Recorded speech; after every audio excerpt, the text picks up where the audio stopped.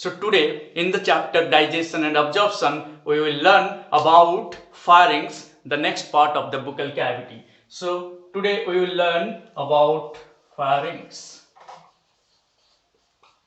So what is pharynx? Pharynx is a chamber which is present just after the buccal cavity. The buccal cavity opens to a narrow chamber,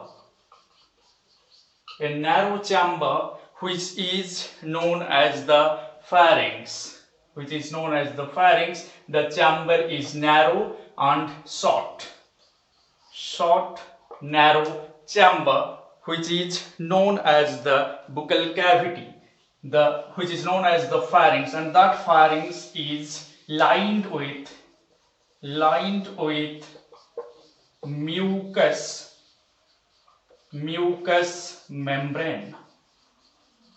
So remember, the pharynx is lined with mucous membrane, and pharynx is a part of both digestive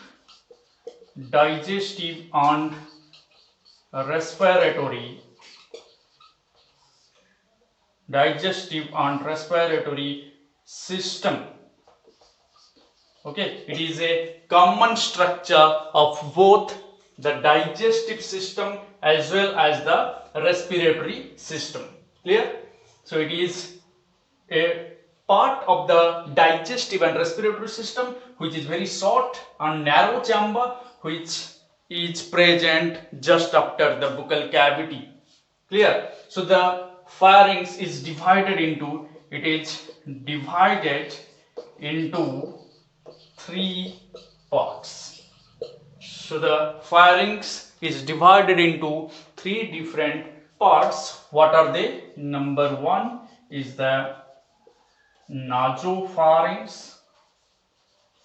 Number two, we have the oropharynx. And number three is the laryngopharynx.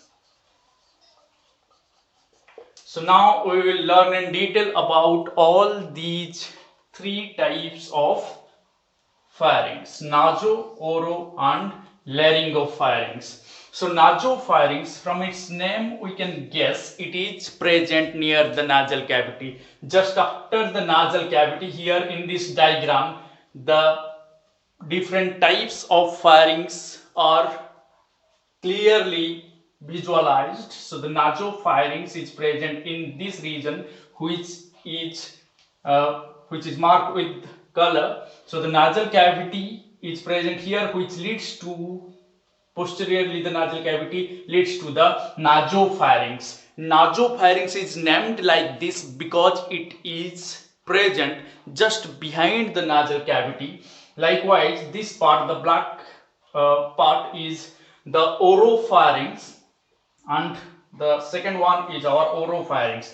So the oropharynx is present just below the oral cavity. So we have already studied about the buccal cavity. The buccal cavity is also known as the oral cavity or mouth cavity. So this is the mouth cavity where the hard palate, soft palate and our tongue, uvula, we have already studied about this in detail. These are the teeth also present in this oral cavity. So behind the oral cavity, the darkened region is the oropharynx. It is the second part of the pharynx, and the last part is the laryngopharynx. So the laryngopharynx is present near the larynx. So this part which is present anterior to the trachea, this is the windpipe or the trachea through which the air passes to our lungs. So the trachea, before the trachea, the larynx is present. So larynx, remember, is known as the voice box. We know the larynx as the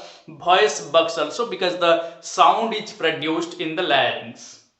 So as this part or the last part of the pharynx is nearer to the larynx, it is called laryngopharynx. We can see it in red color. So laryngopharynx, oropharynx and nasopharynx, these are the three different types of pharynx or the three different parts of the pharynx in our digestive, we can say it, the part of the digestive system as well as the respiratory system, because here the food and air passes into different lines. So the air comes through the nasal cavity and passes to the trachea, and the food goes through the mouth cavity and passes to the esophagus. So the food pipe is called esophagus and the windpipe is known as the trachea. Here you can see the trachea.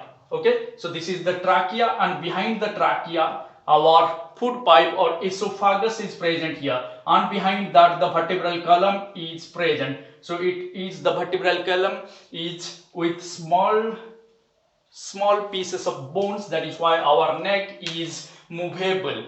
Our neck can be moved to different direction. That is why small pieces of vertebral column or small pieces of bones present in the vertebral column. So you can see the vertebral column, the food pipe or esophagus, then the windpipe or the trachea are present in the neck region. So this one which is present anteriorly is our windpipe. Behind this our food pipe is there, and behind that at the posterior most region the vertebral column supports our head. It helps in connecting the head with our body. So these three structures are present in our neck region.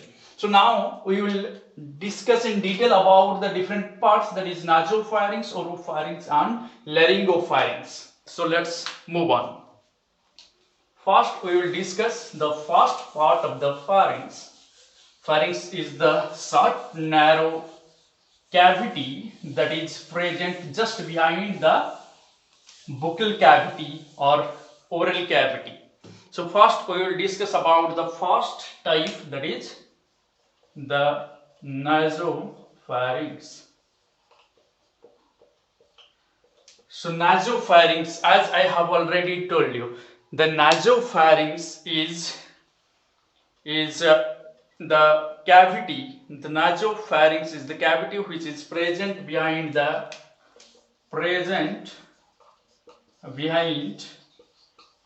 nasal cavity.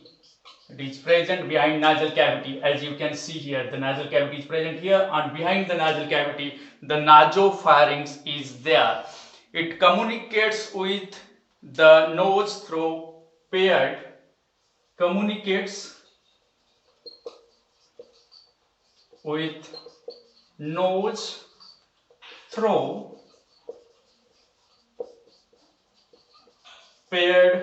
internal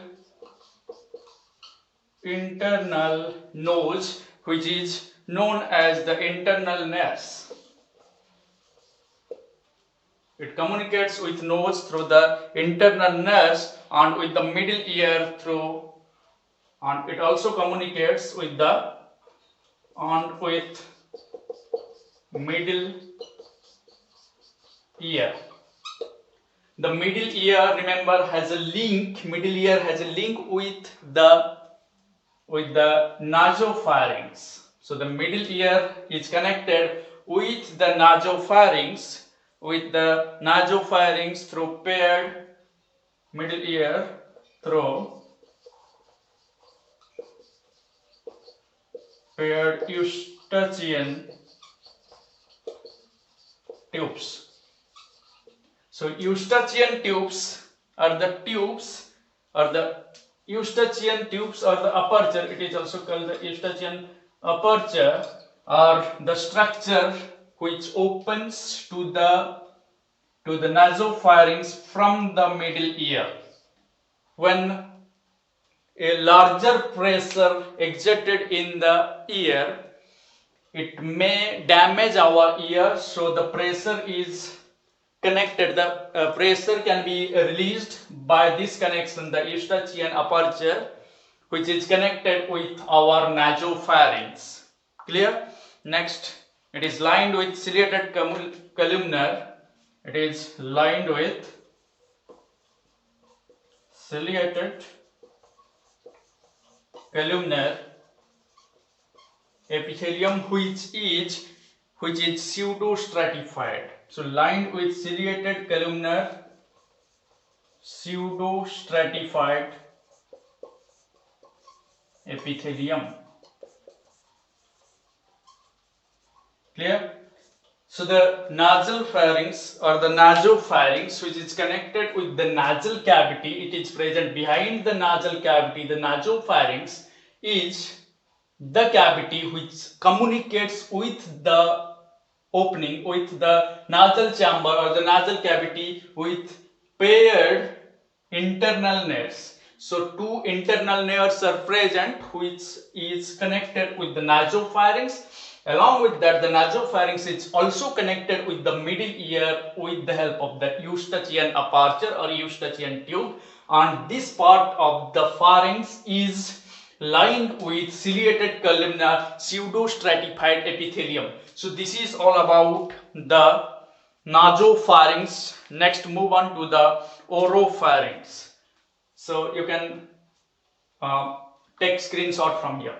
So next we will discuss about the second part, that is the oropharynx.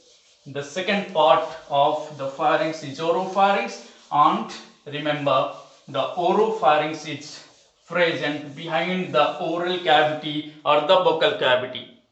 It is present below soft palate. So the oropharynx present below, it is present below soft palate. So soft palate is the posterior part of the palate, the roof of the buccal cavity.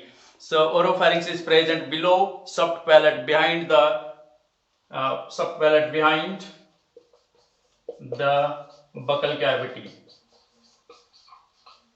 Because we know the palate is the roof of the buccal cavity, and the anterior part of the palate is the hard palate, and posterior part is the soft palate. And as it is present below soft palate, that is why it is also present behind the buccal cavity. Clear? Again, it is lined with some cells which are non-keratinized stratified squamous epithelium. Non-keratinized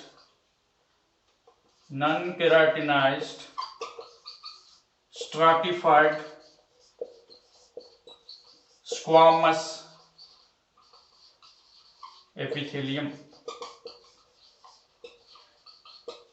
So the oropharynx is lined with non-keratinized stratified squamous epithelium, and it is present below soft palate behind the buccal cavity.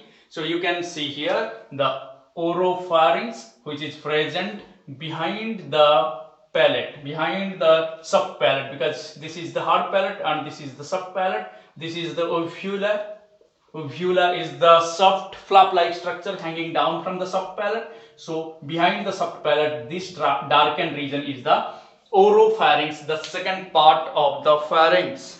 Now we will go for the third part of the pharynx, that is the laryngopharynx. So laryngopharynx is the lowest part of the pharynx. So let's see laryngopharynx. This laryngopharynx is the lowest part of larynx. So I can write here, it is the lowest part of pharynx.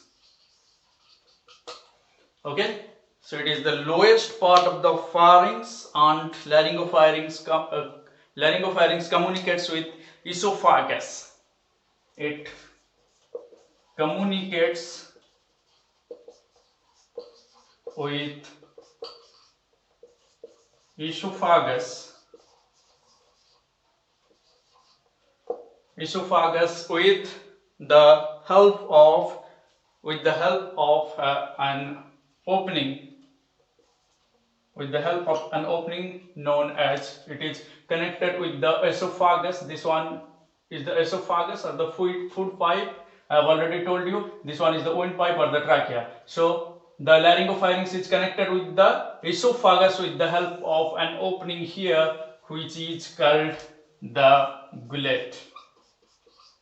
So it communicates with esophagus with the help of an opening known as gullet, and it is also connected with the larynx. This is the larynx or the voice box, the first part of the pharynx. So pharynx, the first part of the trachea. Trachea starts after the larynx. So it also communicates with larynx, or we can also write the trachea with the help of an opening which is known as the glottis. Here I have labeled it with glottis. This opening is glottis, this opening is gullet. So there are two different openings from the pharynx, one to the food pipe or esophagus, which is known as the gullet, and another to the larynx or the trachea or the windpipe, which is known as the glottis. So I can write here the glottis. Clear? So it communicates with esophagus with the help of the gullet and with larynx with the help of the glottis. The glottis, remember, this glottis or the opening is guarded by a flap-like structure which is present here. We can see this structure here. It can cover the glottis when we swallow food. During swallowing of food, this epiglottis, remember, covers the glottis so that food cannot reach the windpipe. So in order to check the entry of food to the windpipe, the epiglottis is there which closes the glottis. So glottis is, the opening of glottis is guarded by elastic and muscular. It is guarded by elastic and muscular fluff, which is known as epiglottis, our epiglottis. So epiglottis is the structure, remember, that is elastic and muscular in nature, and that covers the glottis, covers the opening of the trachea in order to check, in order to control the entry of food into the windpipe. So epiglottis plays important role to regulate the entry of food to the esophagus only or the food pipe only. It will not enter the trachea anyhow. It is controlled with the help of the epiglottis, which covers the glottis. So remember, epiglottis is the structure. It closes glottis. So epiglottis, I can write here, closes glottis during swallowing. So during swallowing, the epiglottis closes the glottis, which is the opening to the windpipe. So it is controlled by the elastic muscular flap-like structure, which is called epiglottis. Clear? So this is all about the different types of the pharynx: nasopharynx, oropharynx, and the laryngopharynx. So laryngopharynx is, remember, another point which is very essential. It is also lined with non-keratinized stratified squamous epithelium. It is also lined with non-keratinized stratified squamous epithelium. Non-keratinized stratified squamous epithelium, which we have seen in case of oropharynx also. So laryngopharynx and oropharynx both are lined with non-keratinized stratified squamous epithelium. Do not forget this. So glottis, epiglottis, their role.